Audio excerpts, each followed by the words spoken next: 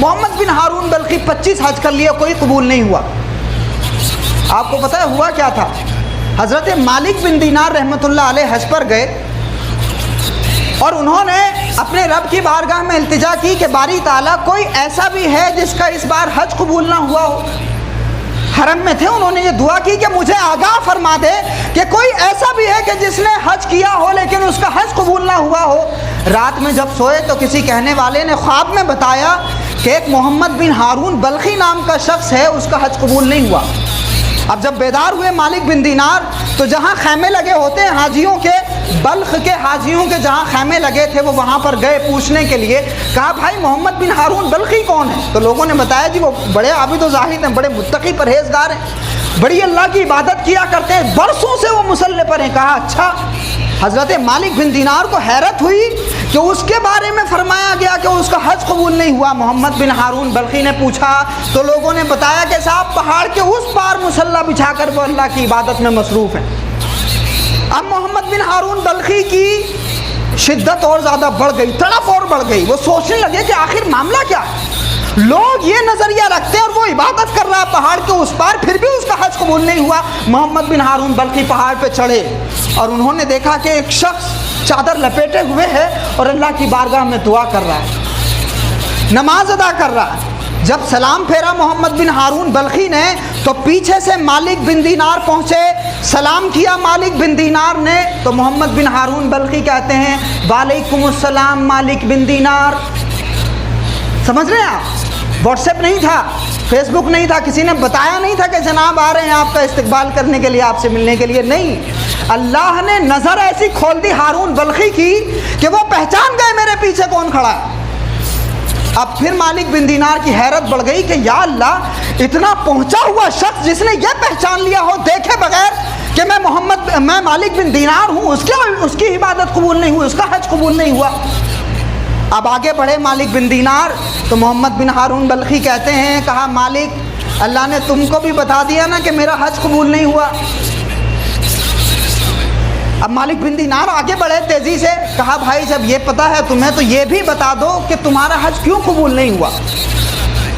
مالک بن دینار نے جب کہا تو محمد بن ہارون بلخی کہتے ہیں مت پوچھو ورنہ ناراض ہو جاؤ گے.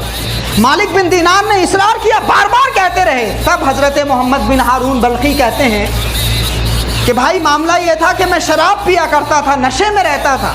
اللہ نے مجھے دولت دی تھی لیکن میں نے اس دولت کا ناجائز استعمال کیا, میں شراب پیا کرتا تھا. ایک دن جب شراب کے نشے میں رمضان کے مہینے میں اپنے گھر پہ آیا, عصر کے بعد میری ماں تندور کے پاس بیٹھ کر کے روٹیاں بنا رہی تھی.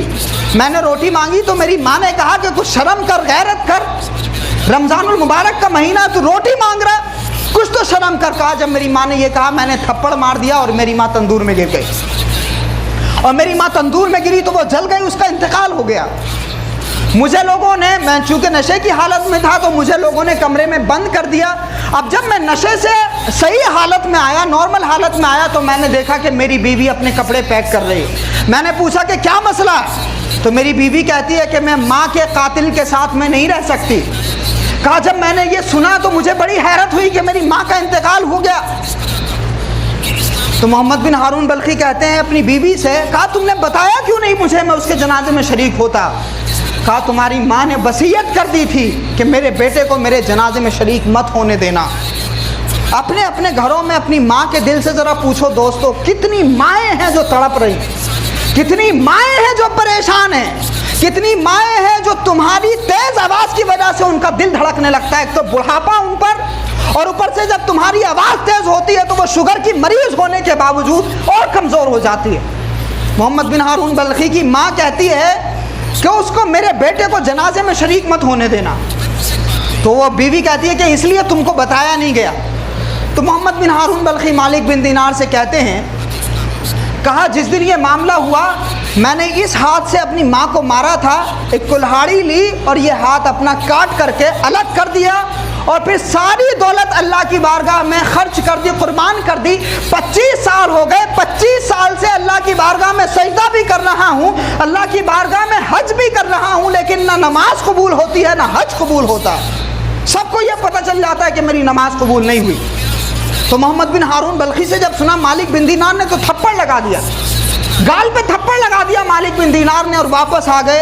रात में हुजूर की ज़ियारत हुई, रसूलुल्लाह सल्लल्लाहु अलैहि वसल्लम ख्वाब में तशरीफ़ लाए और हुजूर ने फरमाया मालिक बिन दीनार, उसके मुंह पर थप्पड़ मार करके आ गए। कहा हुजूर माँ का कातिल है वो। कहा मुझसे बर्दाश्त नहीं हुआ, मैंने इसलिए थप्पड़ मार दिया। रसूलुल्लाह फरमाते हैं मालिक बिन दीनार, मोहम्मद बिन हारून बल्खी को अल्लाह रब्बुल इज़्ज़त माफ़ कर देगा। कहा या रसूलल्लाह माँ के कातिल को अल्लाह माफ़ कर देगा? कहा हाँ बिल्कुल। तो हज़रत मालिक बिन दीनार कहते हैं या रसूलल्लाह कैसे? कहा क़यामत के दिन जब मोहम्मद बिन हारून बल्खी को लाया जाएगा और जब माँ भी हाजिर होगी तो माँ रब की अदालत में अपना मामला रखेगी कि बारी ताला इस मोहम्मद बिन हारून बल्खी से पूछ कि मैंने क्या ख़ता की थी, मैंने क्या गलती की थी जिसकी सज़ा इसने मुझे दी। अल्लाह फरमाएगा कि मैं इसको जहन्नम में डाल दूँ।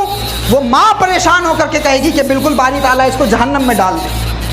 कहा फरिश्ते इसको खींच करके जहन्नम की तरफ ले जा रहे होंगे और यह पलट करके पीछे अपनी माँ को देख रहा होगा। माँ अभी भी गुस्से में होगी। याद रखिए कि माँओं का जो गुस्सा होता है वो बड़ा मुख्तलिफ होता है। पहले कहती है कि आज तू घर में घुस के देख ज़रा, मैं तुझे खाना नहीं देने वाली। अजीब होती है माँ। फिर आधे घंटे बाद खुद ही ढूंढती फिर रही होती है कि मेरा बच्चा कहाँ चला गया। होता है कि नहीं ऐसा? तो मोहम्मद बिन हारून बल्खी फरमाते हैं कि वो पीछे पलट करके देखते होंगे बार बार और ये कहते होंगे जब जहन्नम के दरवाजे पर पहुंचेंगे मोहम्मद बिन हारून बल्खी तो कहेंगे, कहा माँ बचपन में जब चोट मुझे लगती थी तो तकलीफ तुझे होती थी, दर्द मुझे होता था, शिद्दत तू महसूस करती थी। बारी ए मेरी माँ, ये मुझे जहन्नम में डालने चले हैं। कहा जब वो चीखो पुकार सुनेगी माँ मोहम्मद बिन हारून बल्खी की तो रब की अदालत में अर्ज करेगी बारी ताला मैंने इसको माफ़ कर दिया, तू भी माफ़ कर। अल्लाह की रहमत का मज़हर है माँ। अपनी माँओं के कदमों को चूमिए, वालिदैन के कदमों को चूमिए, अल्लाह की जन्नत का रास्ता अपनाइए। बहुत शुक्रिया। अस्सलाम वालेकुम।